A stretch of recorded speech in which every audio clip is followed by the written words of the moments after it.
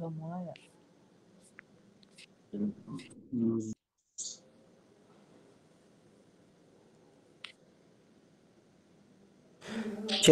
apa sudah lebih jelas? Ya Ustaz. Alhamdulillah, siap. Sudah. Baik, saya ulangi. A'udzubillahi minasyaitonirrajim. Bismillahirrahmanirrahim. Alhamdulillahilladzi hadana lihadza wa ma kunna linahtadiya laula an hadanallah. Asyhadu an la ilaha illallah wa asyhadu anna Muhammadan abduhu wa rasuluh. Wa qala rabbi shrah li sadri wa yassir li amri wa hlul 'uqdatam min lisani yafqahu qawli. Wa qur rabbi anzilni munzalan mubarakan wa anta khairul munzilin. Abang, kakak, ayah, bunda dimanapun berada yang alhamdulillah pada pagi hari ini bisa hadir. Assalamualaikum warahmatullahi wabarakatuh. Waalaikumsalam. Waalaikumsalam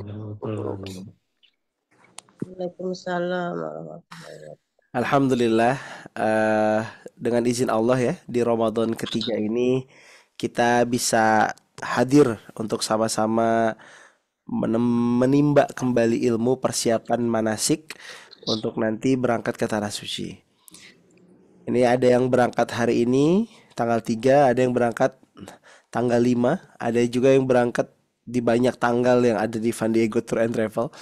Alhamdulillahnya di San Diego ini kita punya banyak tanggal ya, dan punya ketetapan insya Allah pemberangkatan di waktu-waktu yang memang sudah pasti. Semoga dari hari ini sampai nanti pemberangkatan kita tidak ada kendala yang berarti dan kita bisa semuanya sampai ke Baitullah dengan cara-cara yang terbaik. Teman-teman yang dirahmati Allah, kemarin di pertemuan pertama kita ngebahas tentang makna dan rasa berkunjung ke Baitullah. Kita ngebahas tentang bagaimana goals ketika Allah sampaikan harus datang ke Baitullah dengan cara-cara terbaik. Artinya datang ke sana dengan panggilan, memenuhi panggilannya Allah.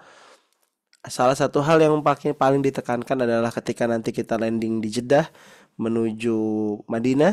Nah, pas sudah pakai baju ihram dari Madinah ke Makkah, kita sudah sama-sama membaca talbiyah. Atau mungkin yang pemberangkatannya langsung Mekah, dari Jeddah langsung ke Mekah. Berarti dari Jeddah dia langsung baca talbiyah. Talbiyah yang kita baca itu labbaik Allahumma labbaik, itu berarti istilahnya kalimat penyeru dari para pemanggil.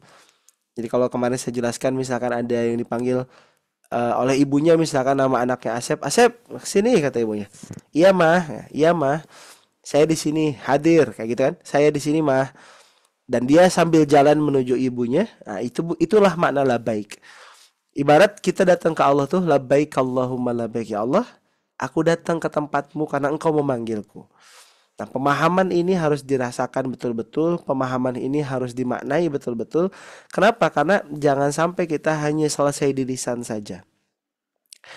Ya, memahami makna lisan atau menyampaikan lisan dengan baik ya, itu adalah sesuatu yang baik, tapi memaknai juga lewat makna, masuk ke dalam hati, itulah utamanya dalam ibadah. Jadi kedepannya teman-teman, mumpung masih ada waktu, silahkan disiapkan waktunya untuk memperdalam bacaan-bacaannya. Ya. Suara saya jelas atau ini Kak Reza nggak dengar suaranya? Jelas Ustaz.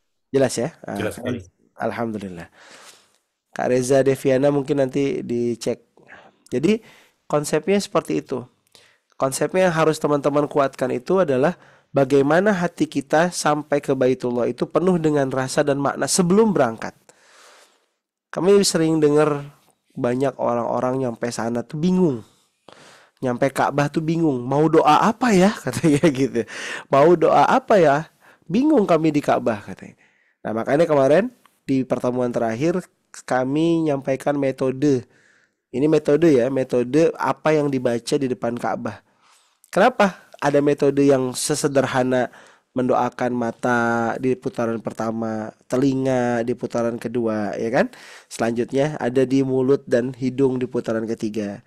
Mendoakan tangan di putaran keempat, mendoakan kaki di putaran kelima, mendoakan seluruh tubuh di putaran keenam, dan terakhir mendoakan hati. Ustadz, ini ada dalilnya nggak? Ini metode yang sederhana, ya, yang memang dikerjakan karena gini, syariat utamanya orang tawaf itu hanya berjalan, berdoa dan membaca Rabbana atina fid dunya hasanah. Itu pun dari apa? Makom Yaman sampai sampai ke Hajar Aswad. Jadi memang sesederhana itu tawaf itu. Nah, guru kami menambahkan metode ini biar nambah rasanya. Biar ketika nanti depan Ka'bah abang kakak tidak bingung, tidak galau.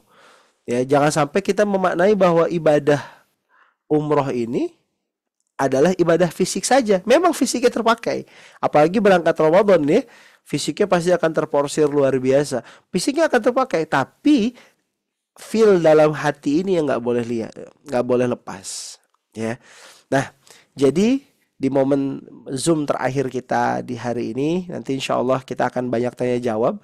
Saya ingin menegaskan kembali, yang harus Bapak Ibu siapkan dari sekarang adalah menanamkan rasa.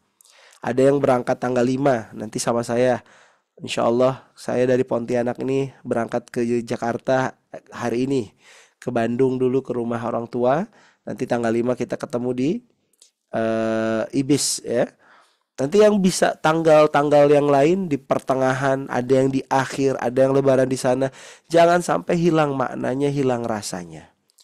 Karena kalau hilang rasanya, perjalanan mahal yang kita lakukan hanya berjalan menjadi tour and travel, jalan-jalan dan wisata.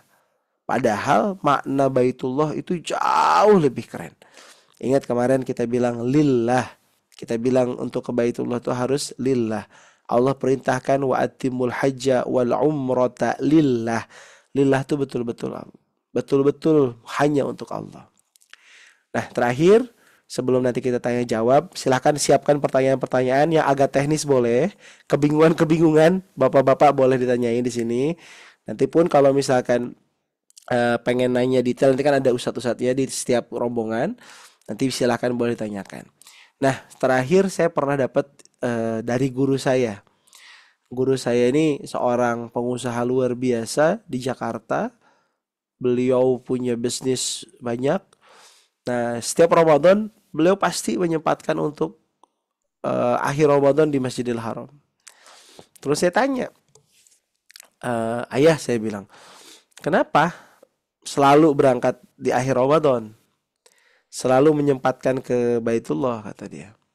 Dan ketika ayah ke Baitullah tuh nggak pernah ada kabar apapun gitu. Berangkat saja. Ini levelnya sudah di level ya tinggal berangkat gitu ya Bunda ya.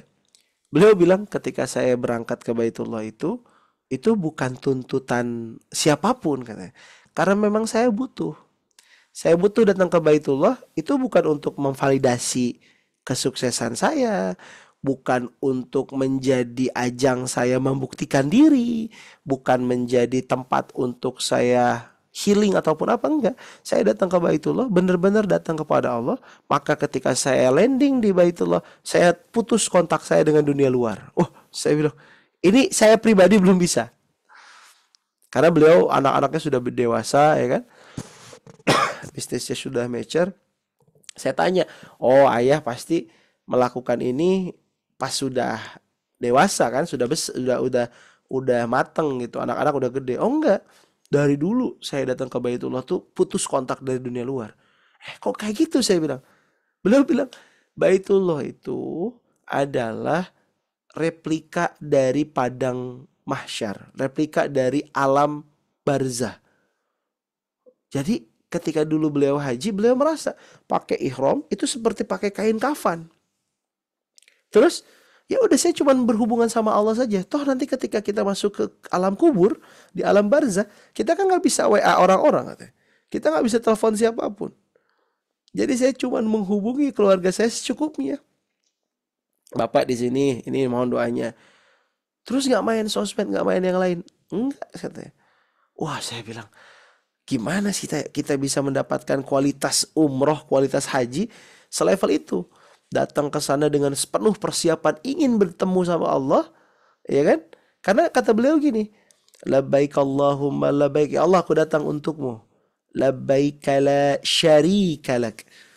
Syarika laka labbaik, ya Allah, aku datang bukan untuk yang lain, hanya untukmu. La syarika la, la syarika laka. Tidak ada orang atau zat yang bisa mengimbangimu, ya Allah. Berarti kalau saya datang ke sana terus saya posting, saya cerita, saya kabarin, saya pengen ini, saya berarti udah syirik sama Allah. Level pemahamannya di situ beliau. Oh, saya bilang, saya nggak mau menodai talbiyah saya, katanya. Jadi sampai di sana, saya ngabarin anak istri secukupnya setiap hari, sisanya saya betul-betul bercengkrama dengan Baitullah. Nanti teman-teman akan dihadapkan dengan berbagai macam possibility, berbagai macam kemungkinan-kemungkinan. Ada yang berharap, wah saya pengen lihat di Instagram orang hotelnya bisa ngelihat Ka'bah. Ternyata dalam perjalanan kita nanti harus banyak berjalan, nikmatin itu. Apapun yang terjadi dalam perjalanan nanti, itu semuanya adalah cara Allah membuat kita ingat dan dekat. Dan terakhir, abang kakak ya bunda, ini biar kita sama-sama paham dan sama-sama punya kesiapan hati dalam pemberangkatan nanti. Apa yang disebut dengan anugerah dan apa yang disebut dengan musibah. Kalau kita lihat Ustadz, anugerah itu ketika kita banyak duit.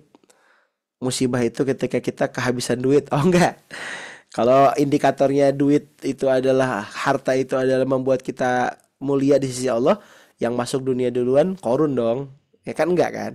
Jadi gimana?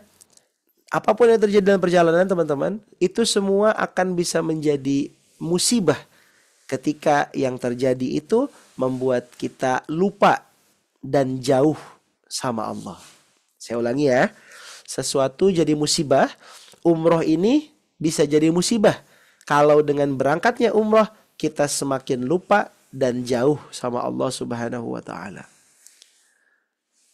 Ustaz kan kita ke Baitullah, nggak mungkin kita jauh dari Allah. Ya, nggak gitu. La yuqaddasu ardu ahlaha. Tanah itu tidak membuat orangnya jadi baik. Jadi jangan kaget nanti di Baitullah ada juga yang scam, ada yang nipu, ada yang copet, macam-macam. Tanah suci nih Ustaz, masa ada yang kayak gitu? Ada. Bapak makan hati-hati, jangan polos-polos amat. Apalagi nanti kalau diajak, ayo cium hajar aswad Pak, saya bantu. Wah, itu Bapak bisa diporotin. Makanya nanti bilang sama mutawifnya kalau mau ngapa-ngapain, jangan mandai-mandai, jangan pinter-pinter. Jangan ini. Nah, apalagi saya udah pernah sering haji. Kapan terakhir haji? Tahun 92. Wah, udah berubah banget Pak, Baitullah. Ya, silahkan koordinasi sama mutawif dan tour leadernya. Nah, sesuatu yang membuat kita jauh, lupa dan jauh dari Allah, itu musibah. Itu kunci pertama. Yang kedua, apapun yang terjadi yang membuat kita ingat dan dekat sama Allah, itulah anugerah. Saya ulangi ya. Apapun yang terjadi yang membuat kita ingat dan dekat kepada Allah, itulah anugerah. Pertanyaannya, bapak-bapak, ibu-ibu, ayah bunda semuanya, abang kakak, mau dekat dan ingat sama Allah pakai cara apa? Pakai jalur apa? Mau jalur syukur dengan nikmat yang ada, ingat sama Allah, atau perlu disentil dulu? Nah, jadi daripada nunggu disentil sama Allah, namanya Allah kalau udah nyentil suka sakit. Sakitnya nyut-nyutan ya. Daripada nunggu disentil sama Allah, dari sekarang sebelum berangkat, yuk jadikan Allah sebagai prioritas utama. Ingat dan dekat sama Allah. Apapun yang terjadi, itulah anugerah. Nanti misalkan di pesawat makanannya enak, alhamdulillah ya Allah, nikmatin. Ternyata dari banyaknya makanan ada yang tidak suka. Misalkan kalau di pesawat itu ada yogurt misalkan ya, yogurtnya nggak ada rasa misalkan. Bukan berarti si yogurt ini ngebuat masakan yang lain tidak enak. Mama nggak bisa makan apapun, padahal cuma nggak bisa makan yogurt. Contoh kayak gitu ya. Nah, itu jadi sesuatu dilihat yang baik-baiknya.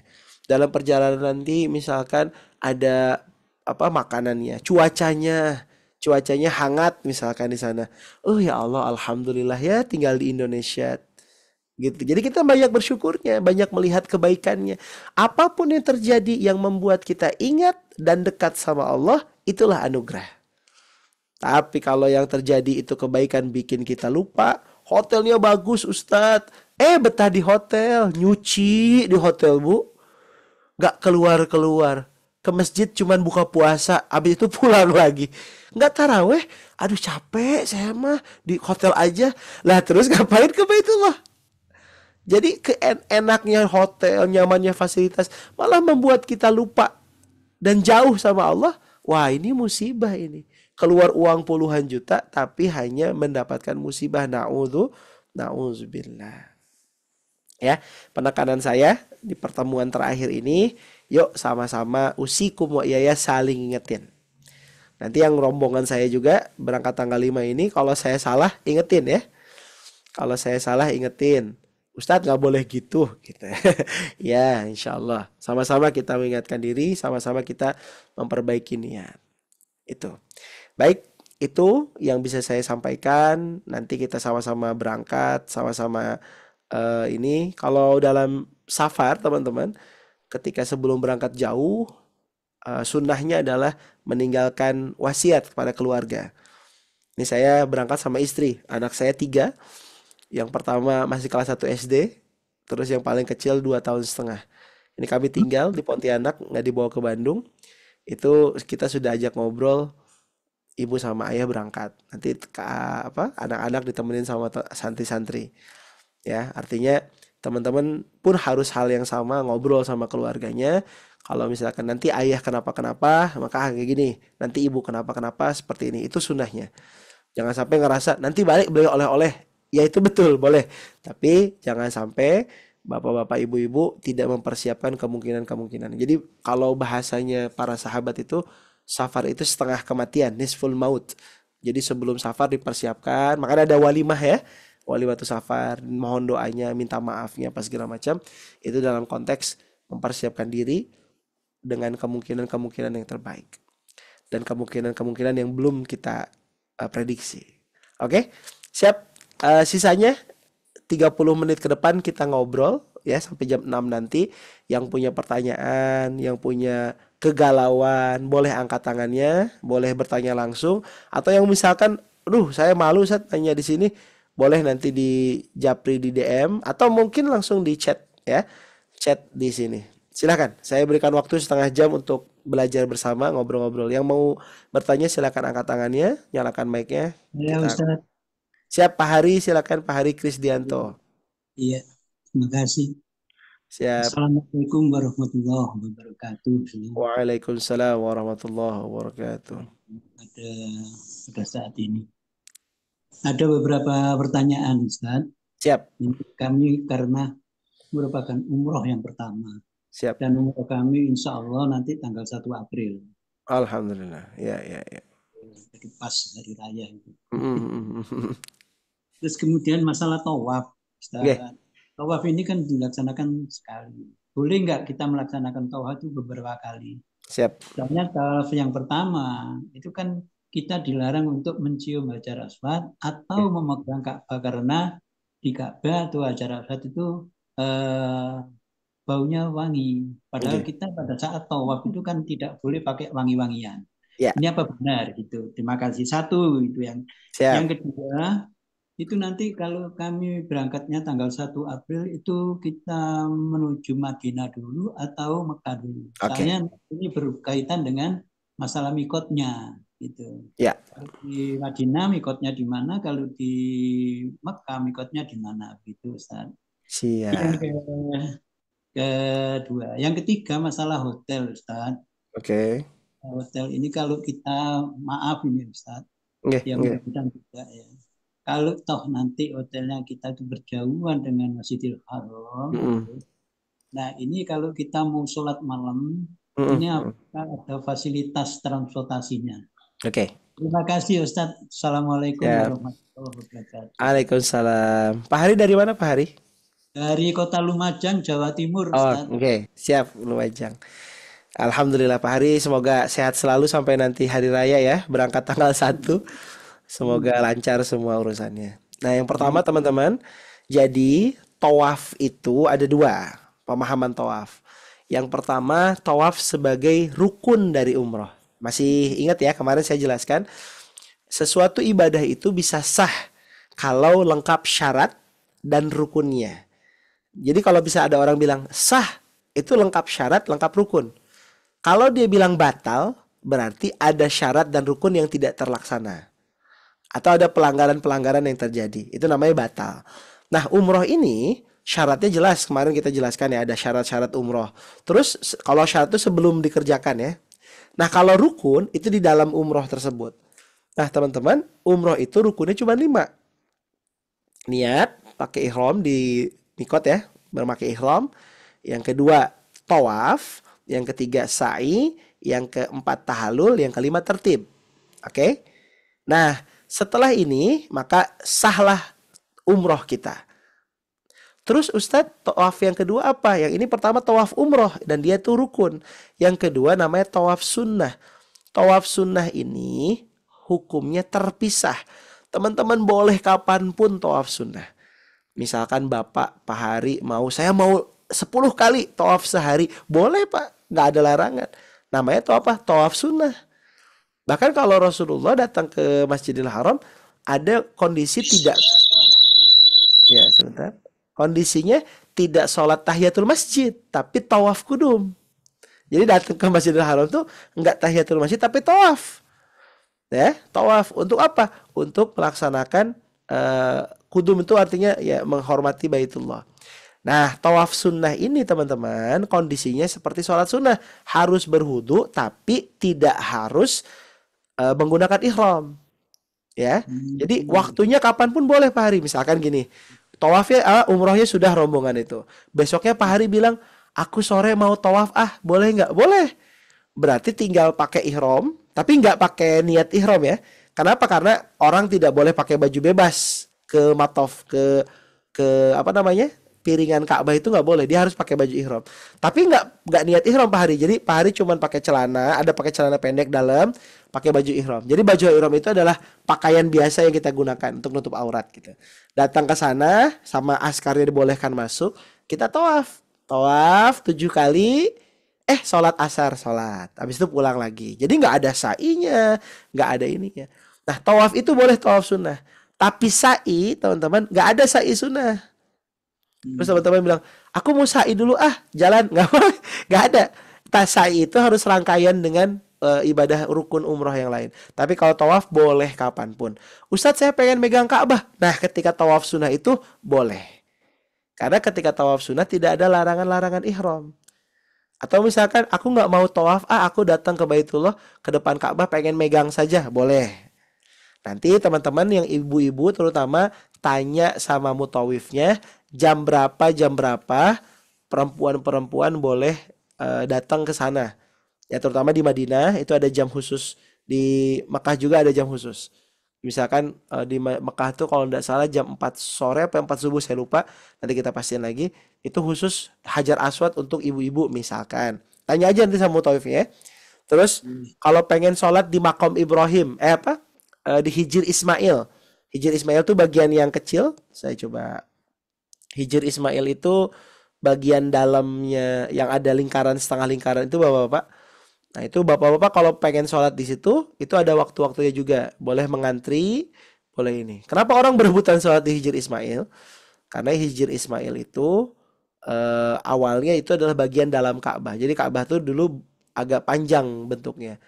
Nah di zaman Khalifah Utsmani kalau tidak salah, Abbasiyah, itu dirubah menjadi kotak seperti ini dan menyisakan Hijr Ismail. Nah ini ya. Hijr Ismail tuh yang ini, yang lengkungan ini. Nah banyak orang yang pengen sholat dalam situ, itu boleh mengantri, boleh. Tapi jangan pas umroh, nanti rombongannya nunggu. Nah itu boleh dilakukan di waktu-waktu mandiri.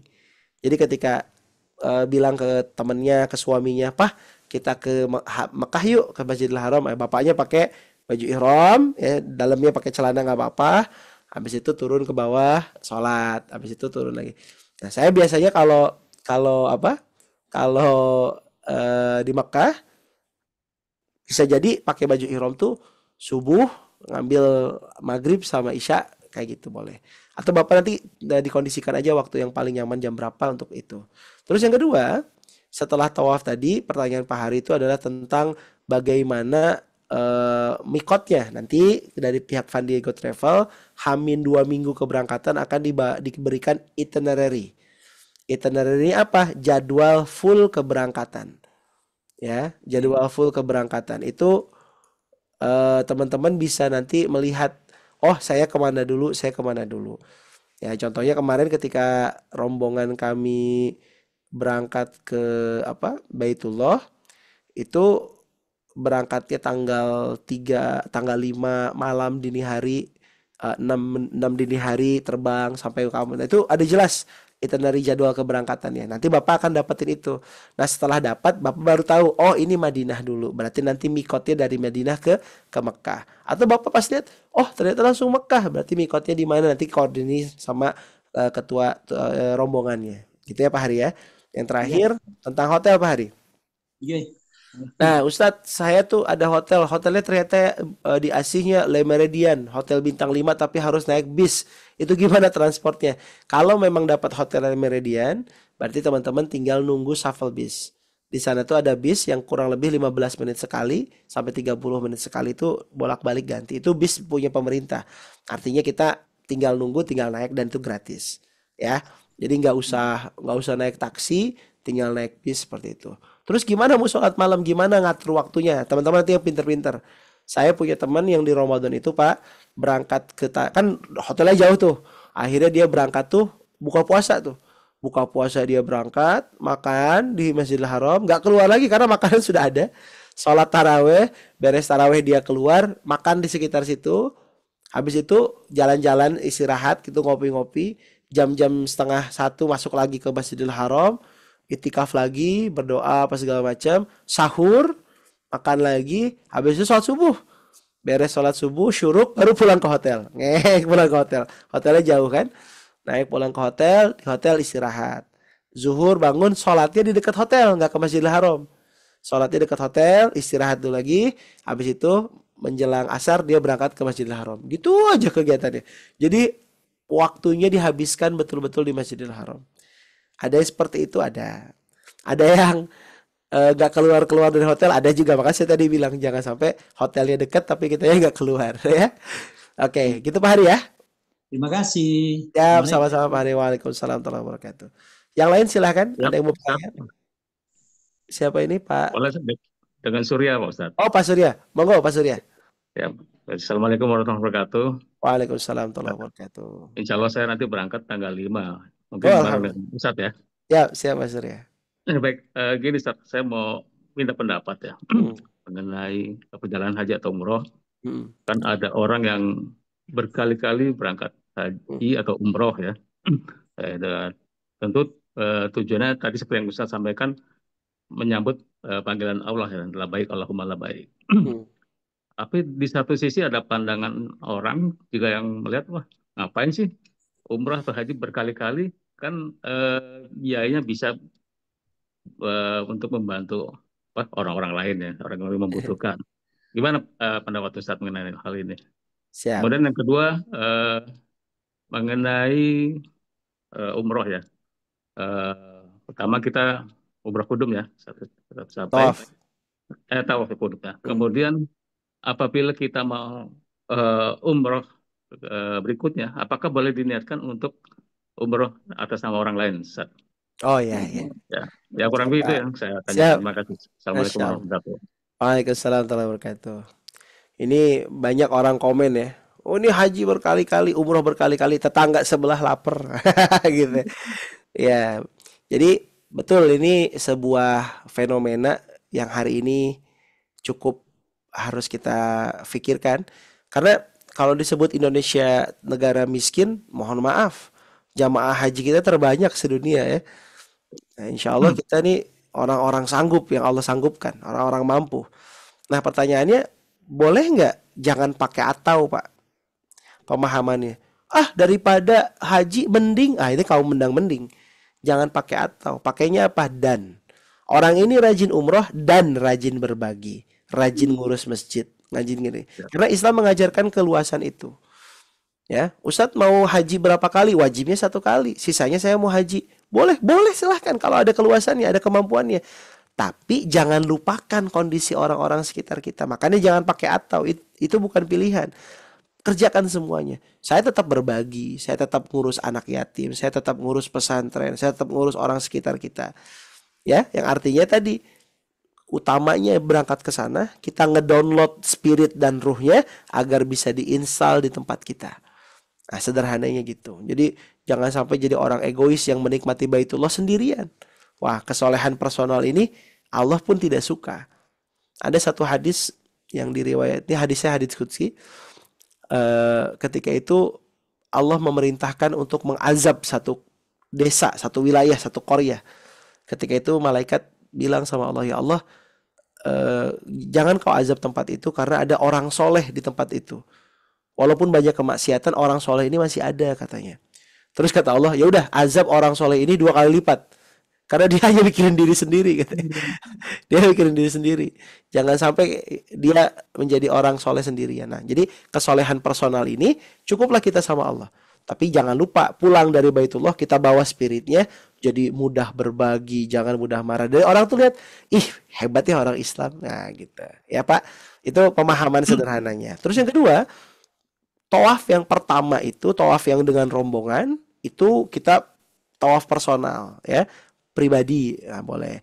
Terus tawaf selanjutnya boleh nggak pakai nama orang lain? Boleh, namanya badal umroh, bukan tawaf ya, badal umroh. Jadi umroh itu kita niatkan untuk orang tersebut, tapi syaratnya orang tersebut sudah meninggal dunia. Misalkan punya ayah dulu yang belum sempat haji, belum sempat umroh, nah kita badalkan, ya kita badalkan umrohnya, bukan tawafnya. Kalau badal tawaf atau tawaf untuk orang lain itu tidak bisa. Saya tawaf ini buat keluarga nggak bisa. Yang bisa kita lakukan hanya, ya Allah semoga amal soleh yang saya kerjakan diterima juga pahalanya untuk orang tua saya. Nah, itu boleh. Ya, kalau itu bisa umum, bisa berangkat haji, bisa berbagi, bisa apapun. Tapi kalau badal umroh, ya badal umroh itu spesifik untuk keluarga kita atau orang-orang yang sudah meninggal dunia. Ya, kalau misalkan dia masih sakit, masih bisa berangkat, berarti nggak usah dibadalkan, kita aja nanti tunggu sembuh Bu. Tapi kalau sudah meninggal dunia, belum sempat, baru kita badalkan. Nah, nanti gimana badalnya? Nanti silahkan hubungi mutawifnya untuk teknis ya. Ada 2 konsepnya badal umroh ini. Yang pertama kita yang ngelakuin sendiri Pak. Yang kedua kita titip. Pak Ustadz, saya punya 3 nama. Saya udah nggak kuat, capek, saya titip aja ke Pak Ustadz. Boleh. Nah biasanya kalau nitip sama mutawifnya itu ada biaya untuk ujroh atau kafalah untuk orang yang membadalkannya. Itu nanti ada transaksinya, ngobrol sama mutawifnya. Seperti itu kurang lebih. Gitu Pak Surya ya. Siap, Ustaz. Makasih, Ustaz. Waalaikumsalam. Alhamdulillah. Makasih banyak teman-teman. Kita baca dulu chat ya sebelum kita nanti ngobrol lagi. Nah, ini dari Bang Samsul, Ustadz, misalkan seorang perempuan jadwal umrohnya bertepatan dengan jadwal haidnya, bagaimana solusinya? Jadi teman-teman, ada 2 solusi. Solusi pertama, ketika teman-teman umroh, sebelumnya udah disiapkan minum pil untuk pencegah haid. Tapi ini pun tidak semuanya mempan ya. Ada yang teman-teman yang ngerasa, ya Allah, kayaknya ini nggak mempan, ya udah nggak bisa. Atau misalkan segala macam. Nah, kalau saya sama istri tidak mengkonsumsi pil itu. Tapi minta sama Allah dari bulan-bulan sebelumnya, ya Allah kata istri, jangan haid, ya Allah jangan haid, please jangan haid. Alhamdulillah, ini 2 hari sebelum keberangkatan haid. Jadi kemarin dia puasa hari pertama ikut sahur jam 10 mokel, udah buka puasa. Kenapa? Oh ternyata haid. Ya Alhamdulillah. Semoga nanti tanggal 5, tanggal 6 sudah selesai haidnya dan bisa ibadah maksimal. Dulu di keberangkatan pertama haidnya pas di Madinah. Nah artinya apa? Ibu, bapak harus punya sugesti yang kuat bahwa minta sama Allah diberikan jadwal haid yang tepat.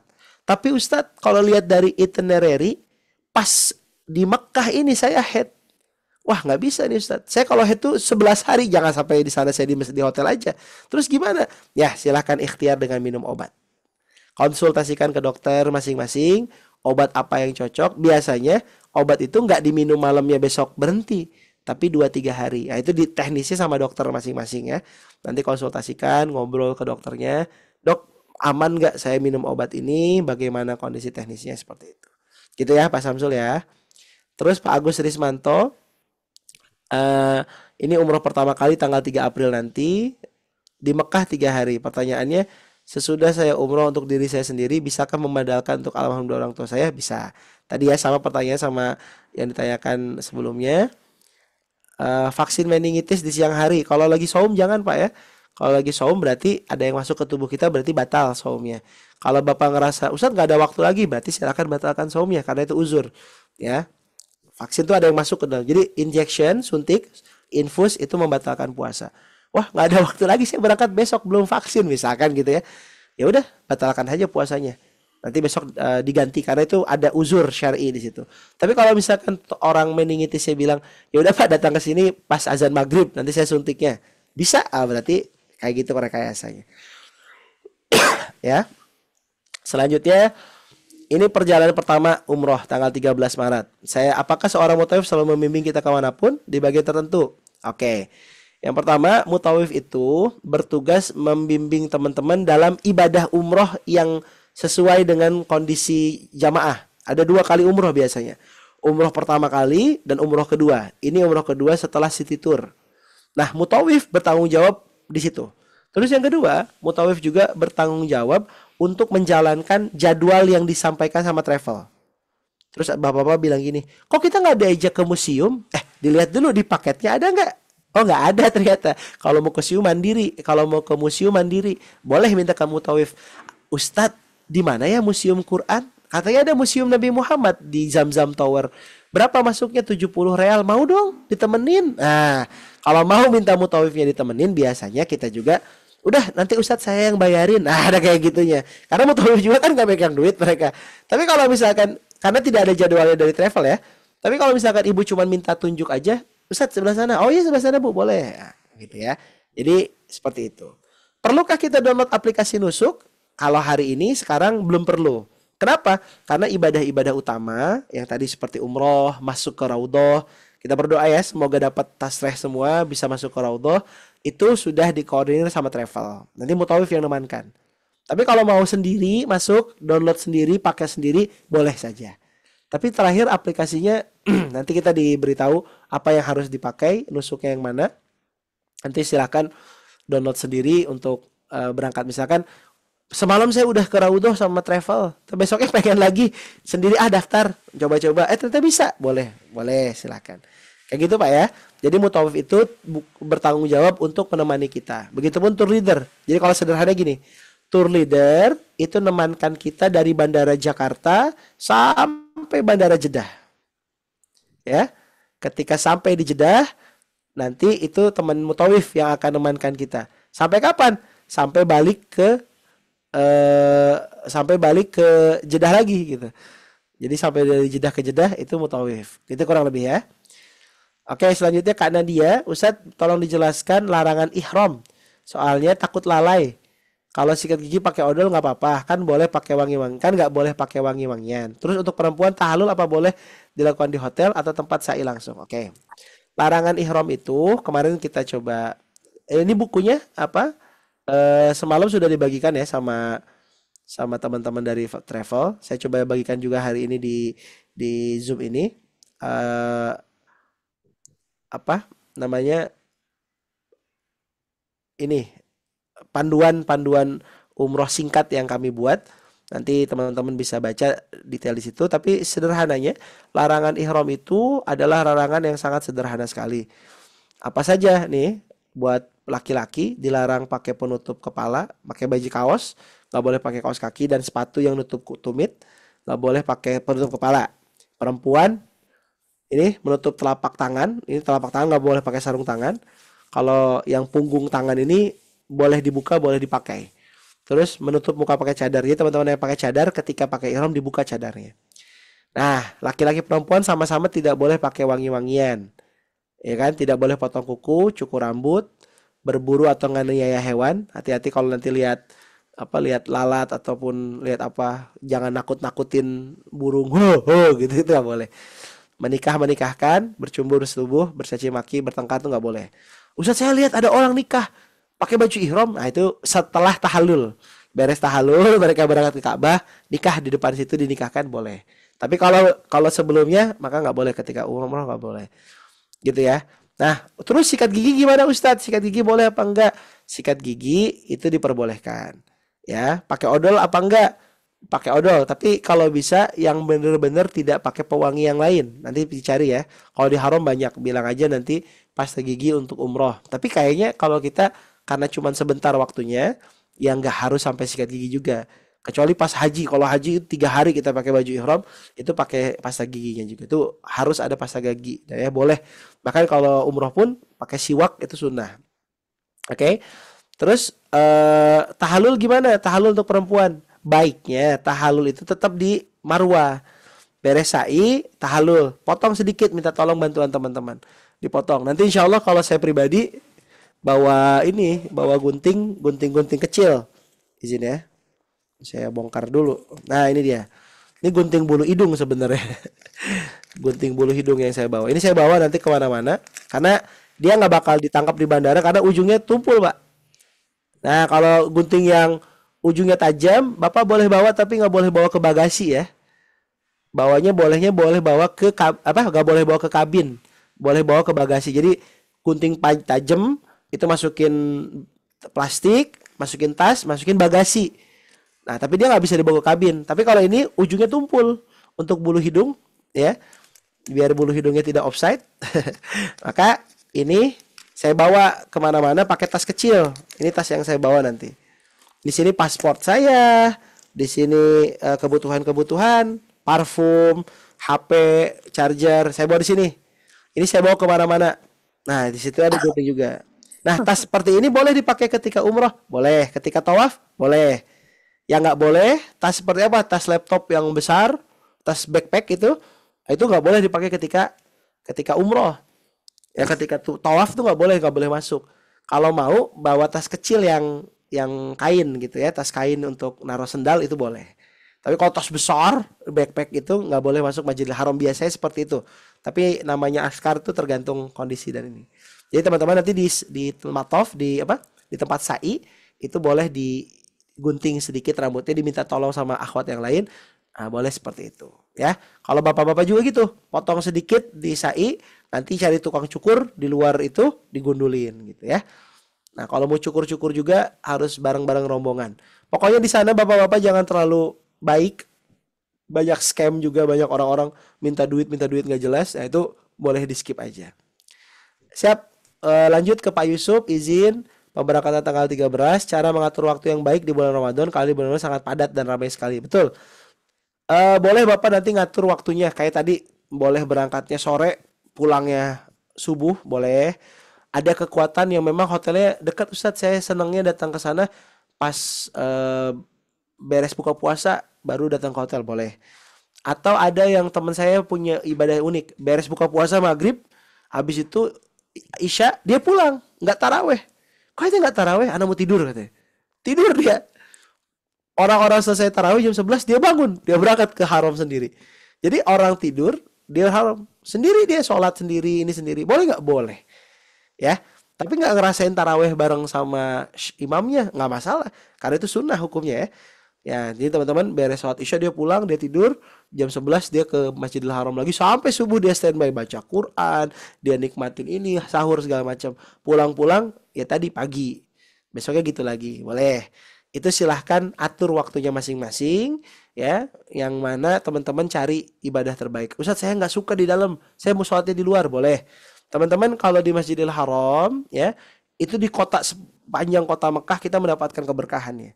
Jadi ibarat sholat itu dikalikan 10.000 kali lipat pahalanya dibandingkan tempat lain, yaitu di Mekah. Tapi kalau Masjid Nabawi itu hanya di masjidnya saja, di masjid dan pelatarannya saja. Jadi teman-teman tinggal cek lokasi yang mana yang paling memungkinkan teman-teman ingat dan dekat sama Allah. Ada yang dekat di belakangnya imam, nggak fokus sholat, malah fokus bikin reels. Masya Allah, nggak nyangka aku bisa sholat di sini, ya malah nggak sholat, ya kan? Nah jadi silahkan cari waktu. Ustaz, berarti kita nggak boleh konten? Boleh, tapi di waktu-waktu yang terbaik ya. Jangan sampai mengganggu waktu sholatnya. Nanti saya sama istri juga tetap konten, tetap bikin konten untuk kebaikan-kebaikan dakwah kita. Tapi jangan sampai pas lagi sa'i, pas lagi tawaf, umroh kan. Itu jangan ya. Oke, selanjutnya. Pak Ustadz boleh saya Oh, nanya boleh. dulu? Boleh Kak Bunda Lesti, silakan. Ya. Assalamualaikum warahmatullahi wabarakatuh. Waalaikumsalam warahmatullahi wabarakatuh. Turnuan Pak Ustadz. Halo, Bun. Saya nanti berangkat tanggal 2. Halo? Halo, silakan. Tadi Kedengaran Pak Ustadz? kedengaran, tadi agak putus-putus. Oh iya. Silakan. Ya saya ini ulang ya Pak Ustadz. Boleh, Pak Ustadz, silakan. saya ini memang baru pertama kali ini mau umroh. Tapi Alhamdulillah. mudah-mudahan berikutnya bisa lanjut terus Amin. umroh Amin. terus Amin. gitu Pak Ustadz. Amin. Amin. Amin. Ya, Pak Ustadz, saya karena pertama kali jadi saya dengar katanya ini kalau di Mekah itu kita harus banyak yang berdoa banyak kalau di Mekah. Kalau di Madinah diperbanyak sholat sunat gitu. Apakah betul Pak Ustadz gitu? Terus Siap. kedua yang saya tanyakan, tadi dikatakan ya kalau pakai wangi-wangian itu tidak boleh. Ya, pakai sikat gigi juga harusnya yang tidak ada wanginya gitu ya.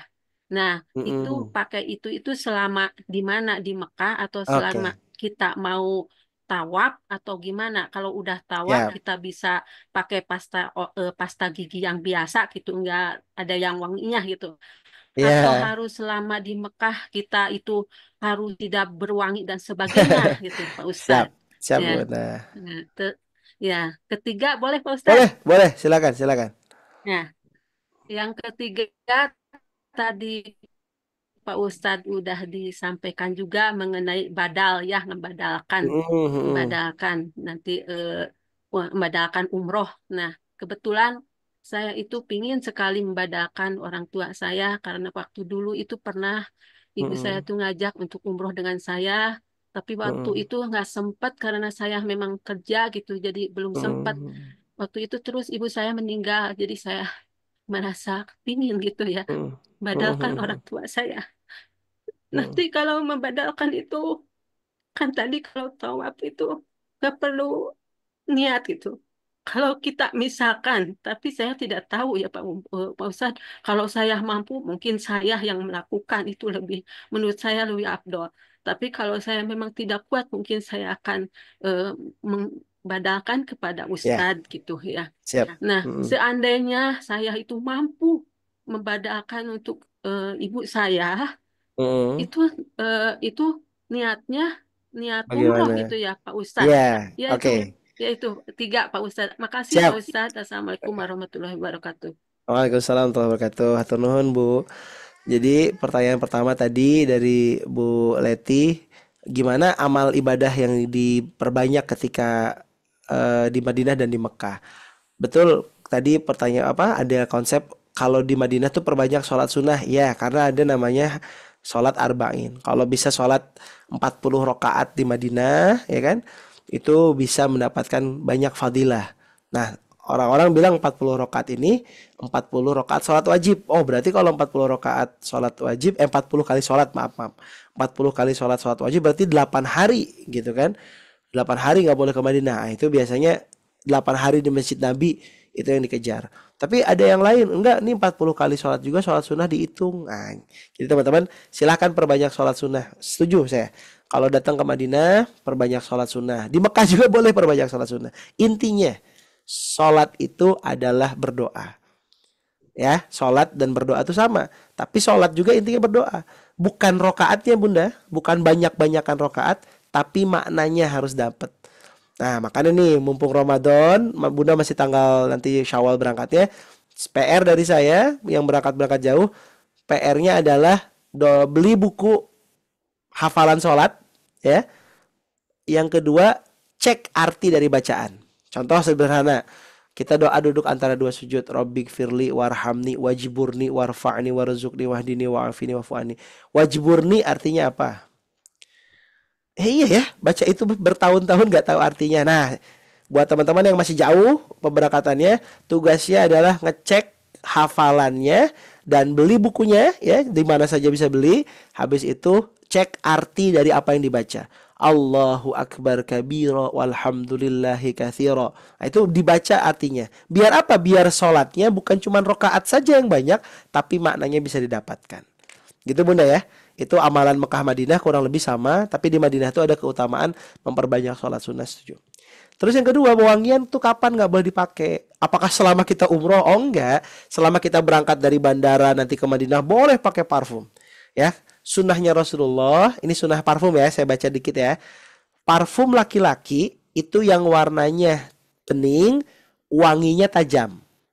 Parfum perempuan warnanya tajam, wanginya biasa. Nah, jangan kebalik ya. Saya ulangi nih, sunnah parfum. Sunnah parfum. Ini ada hadis ya. Parfumnya laki-laki itu itu bening, warnanya nggak usah berwarna, tapi wanginya harus tajam. Wanginya tuh wangi yang semerbak. Tapi kebalikannya, parfumnya perempuan, warnanya itu bisa warna orange, bisa warna pink, tapi wanginya nggak boleh wangi yang semerbak. Wanginya tuh wangi yang adem. Nah itu sunnahnya Rasulullah. Jadi Bunda nanti ketika perjalanan umroh pakai parfum boleh, pakai deodoran boleh.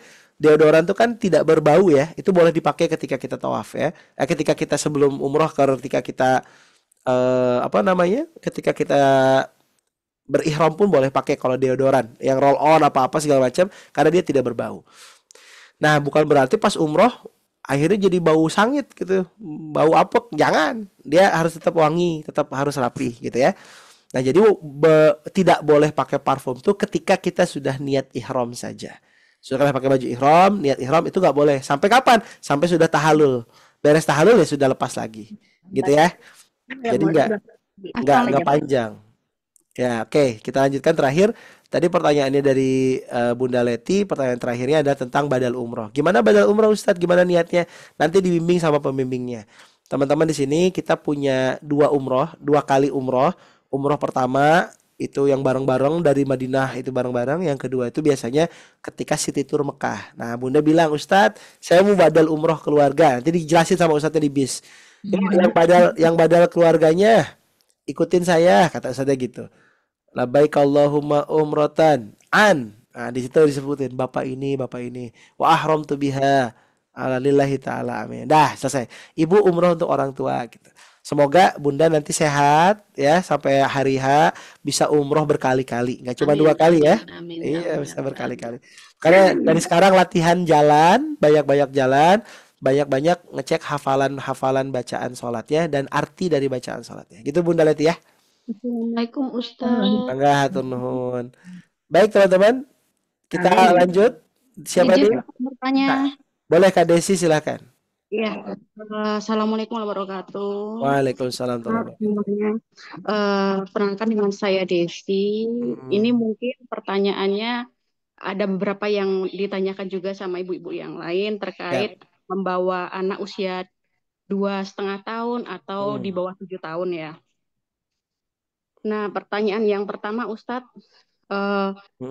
di Raudhah tadi kan sudah disampaikan sama Ustadz bahwasannya saat masuk itu dari agen travel sudah mendaftarkan nanti akan turun tasreh. Nah, kira-kira apakah kami juga bisa mendaftar melalui aplikasi Nusuk untuk berjaga-jaga, karena ada beberapa travel yang kemarin dari teman-teman banyak yang nggak bisa masuk ke Raudhah gitu. Yang pertama. Yang kedua, terkait balita Ustadz, saya insya Allah dengan keluarga membawa balita usia 2 tahun lebih 5-6 bulan. Nah, terkait masuk Raudhah, infonya kan anak balita tidak bisa diperkenankan buat masuk. Nah, untuk masuk ke Raudhahnya apakah berbarengan pria dan wanita ataukah ada gilirannya? Jadi bisa saling menjaga, misalnya kan ada bapaknya pada saat itu wanita dulu atau perempuan dulu yang masuk, baru bapak-bapaknya gitu. Mohon infonya Ustadz. Terima kasih, jazakumullah. Siap. Yang pertama, masuk Raudhah itu, saya dulu pertama kali umroh tuh habis COVID kan, itu sama udah pakai tasreh. Jadi ketika itu tuh saya nggak tahu ada tasreh. Saya bilang ke teman saya pengen ke Raudhoh, saya bilang. Terus dia bilang, Raudhoh itu tergantung kekangenan ente sama Nabi, katanya. Kalau ente rindu Rasulullah, masuk ente. Saya berangkat aja Sontoloyo. Habis itu saya masuk. Oh, ternyata bisa masuk ikut rombongan orang gitu kan. Oh, oh gini pakai tasreh. Akhirnya saya baru tahu. Ternyata masuk Raudhoh tuh pakai tasreh. Nah, di situ ada ikhtiarnya. Boleh download aplikasi Nusuk. Boleh kita percaya sama travelnya. Karena memang tasreh ini ya bukan tanggung jawab travel. Artinya gini, travel pasti udah ngusahain. Ketika itu keluar, itu tergantung muasasahnya, tergantung bagaimana beliau yang mempersiapkan.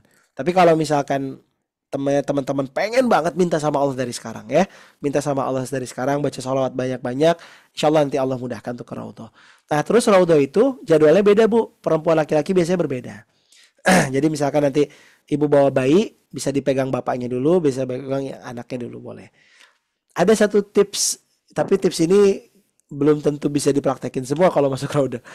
Kalau bisa teman-teman di sana di Madinah, cari teman yang banyak.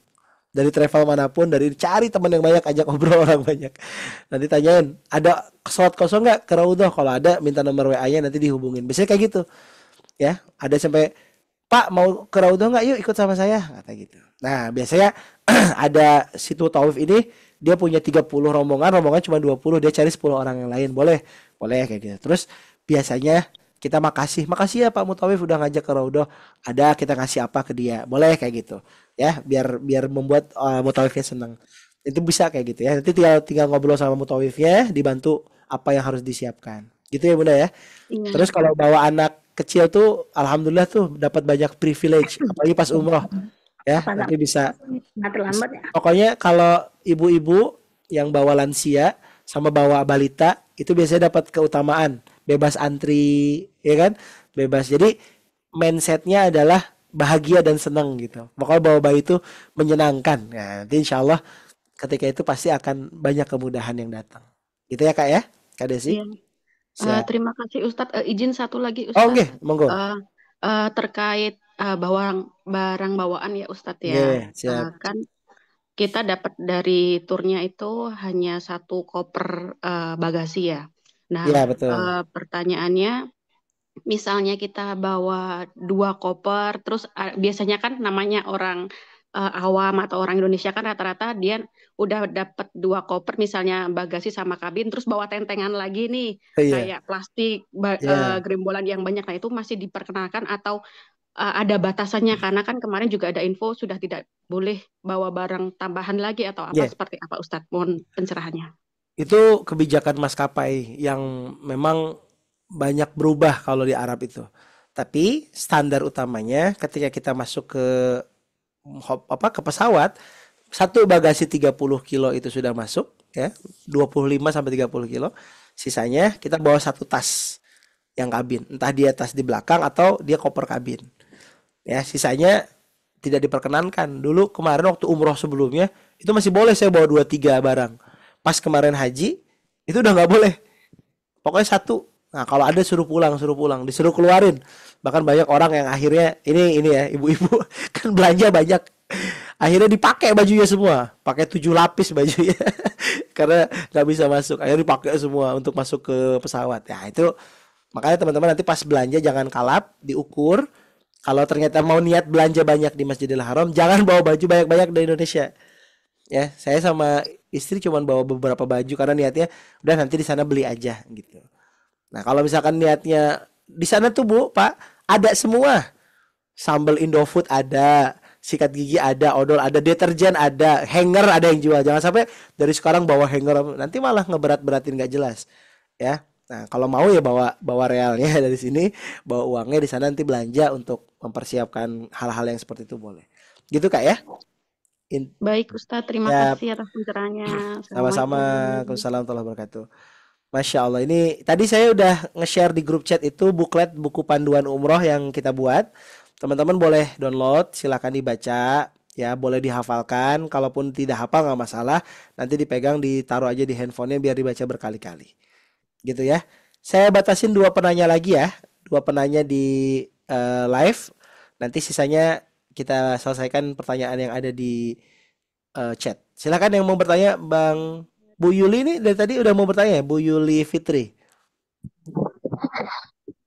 Silakan Bu Ustadz Yuli. nanya nggak? Oke, sebentar kita coba Bu Yuli dulu tadi udah mau nanya. Kalau enggak berarti kita ke Bu Ana. Oke, Bu Ana dulu deh. Silakan Bu Ana. Assalamualaikum Ustadz. Waalaikumsalam. Saya mau nanya, Ustadz kalau seumpamanya waktu tawaf terus Mm-mm. batal, kan berarti harus wudhu, Hmm. minggir dulu. Itu berarti nanti kan akhirnya ketinggalan rombongan ya Ustadz. Yeah. Itu gimana Ustadz? Ya, kalau ikut rombongan kayak gitu. Jadi kalau misalkan ternyata ini kondisinya kondisi normal ya, bukan kondisi uzur. Misalkan ibu-ibu sudah, bapak-bapak kondisinya sudah uzur yang memang pipis kentutnya sudah tidak terkendali. Maka kalau kondisi seperti itu boleh 1 kali wudhu, habis itu tawaf. Misalkan di tengah-tengah tawaf tiba-tiba terkentut, misalkan atau air kencingnya keluar sendiri karena memang sudah tidak terkendali, maka tidak apa-apa, lanjutkan tawafnya. Tapi kalau kondisinya sehat walafiat, tiba-tiba di putaran keempat kentut, tut, misalkan, udah keluar rombongan, mau nggak bisa ngelanjutin. Kalau dia ikut malah nggak sah. Keluar rombongan, cari tempat yang cocok di air zam-zam di situ, masuk, ambil air wudhu pakai air zam-zam. Wudhunya nggak usah wudhu yang bobo nggak, wudhu kecil aja gitu ya. Set, habis itu setelah wudhu masuk lagi. Ketinggalan dong Ustadz? Yes, ketinggalan. Silahkan komunikasikan ke mutawifnya. Pak Ustadz, saya kentut. Tunggu ya. Ya, berarti nanti ketika sholat sunnah, mereka rombongan nunggu ibu selesai dulu gitu. Nah, salah satu tipsnya Bu, ketika nanti mau umroh, ya, satu makanannya. Kalau mau umroh, misalkan dari Mekah ke Madinah, makannya makan yang cukup. Terus yang kedua, jangan minum banyak-banyak. Biasanya yang repot itu adalah yang mau pipis jauh toiletnya. Jadi sebelum umroh nggak usah minum dulu, nggak apa-apa. Nanti pas di sana kan ada zam-zam, ada apa. Kalau pas sa'i, wah air minumnya sepanjang sa'i tuh. Jadi ibu bisa minum kapanpun. Gitu. Mana gitu ya? Makasih Ustadz. Ya, sama-sama. Oke, satu penanya terakhir nih Bang Galuh udah angkat tangan. Silakan Bang Galuh. Bang Galuh Goriwel. Oh enggak ya? Oh Assalamualaikum udah. Ustadz. Waalaikumsalam. Ahlan, silakan. Ustadz izin mau tanya ini terkait dengan di Raudhoh ya. Mm-mm. Karena kemarin ada beberapa diskusi dengan teman-teman yang sudah berangkat dan ada info-info lah ya. Nah, itu kan area Raudhoh itu kan ada mimbar gitu ya, Mm-mm. ada boundaries lah ya, ada Ya, ya. batasan. Nah, ada yang menyebut sehingga rebutan nih ada waktunya juga kan di sana. Ada Ya. yang menyebut area ya udah masuk Raudhoh itu yang ada batasannya itu, ada yang menyebut juga ya ya ya apa namanya maksudnya area-area yang untuk tempat sholat dan lain-lain Mm. yang Mm. terdekat dengan mimbar. Ya. Sehingga ada juga yang menyebut kalau kita sudah melakukan sholat atau selesai ibadah di situ, Mm. sekarangnya suka ngusir kita nih karena gantian Ya. rombongan lainnya. Nah, itu Mm. yang dimaksud dengan raudhoh itu apakah yang dekat mimbar tadi, apakah dalam area kotak itu sudah termasuk raudhoh atau gimana? Izin Ustadz. Siap. Raudhah itu sebentar saya cari fotonya ya. Kemarin saya baru foto. Raudhah itu hadisnya adalah ma baina mimbar wa baiti. Apa area di antara mimbar dan rumahnya Rasulullah. Rumahnya Rasulullah itu yang sekarang jadi makamnya beliau. Itu Raudhah. Nanti ada hadisnya kalau di ada tulisan hadisnya di mimbarnya Rasulullah tuh gini bentuknya. Izin saya share kayak gini. Ma baina mimbari wa baiti raudhatul jannah. Nah ya, ini hadisnya. Nah nanti teman-teman kelihatan dari mana? Pengen tahu itu? Kelihatan dari tiang. Tiangnya itu ada yang pakai penutup, itu raudhah. Terus beda yang kedua dari mana? Perbedaannya dari karpet. Karpet yang raudhah itu hijaunya khusus beda dengan yang lain. Jadi nanti tinggal nanya, oh raudhah sebelah sini, maju aja maju gitu. Nah banyak orang pengen berlama-lama di raudhah, boleh. Tapi yang paling penting sampai raudhah, teman-teman langsung sholat. Di situ tempat yang mustajab. Silahkan minta doa-doa inti yang teman-teman minta pengampunan, minta apa segala macam. Ya, jangan sampai nanti ngerasa sudah di raudhah padahal baru ngelihat makam Rasul. Enggak, dia ada wilayahnya, ada areanya. Nah area itulah yang orang tuh berebut untuk masuk. Makanya sholat disuruh cepat-cepat. Nah gimana biar nggak suruh cepat-cepat? Wah saya kasih tips bocoran nih. Kalau mau digabung disuruh cepat-cepat, doanya jangan gini. Kalau doanya gini disuruh cepat-cepat, doanya sujud. Ya teman-teman sholat 2 rakaat sujud doa. Habis itu sholat lagi, sujud lagi boleh. Nanti disuruh cepet-cepet ya. Pas beres salam langsung dipanggil, tal gitu. Tapi kalau doanya gini, 2 rakaat atau langsung gini, baru ya Allah, Robbing firli wali wali. Bisurah gitu. Nah, jadi biar nyaman doanya diambil waktu ketika teman-teman sholat sunnah dan sujud. Gitu ya, Pak Galuh. Jadi sederhananya kayak gitu. Nanti ketika di Raudhah silahkan perbanyak membaca cerita-cerita Nabi dari sekarang. Kalau saran saya lihat di YouTube ya kisah-kisah Rasulullah, biar nanti pas nyampe Raudhah tuh kangennya tuh dapet gitu. Karena itu ya rumahnya Rasulullah di situ. Nah, yang membuat kita kangen sama Rasulullah tuh kadang ya cerita-cerita yang kita ketahui tentang beliau yang membuat kita semakin ini ya. Ini saya kasih gambar makamnya Rasulullah. Jadi di makamnya Rasulullah itu ada 3 orang. Yang pertama Rasulullah, yang kedua ada Abu Bakar, yang ketiga ada Umar. Nah ini makamnya Rasulullah sebelah sini, makamnya Abu Bakar dan Umar sebelah sini. Ini ada namanya. Nah teman-teman nanti pas beres dari Raudhah lewat sini.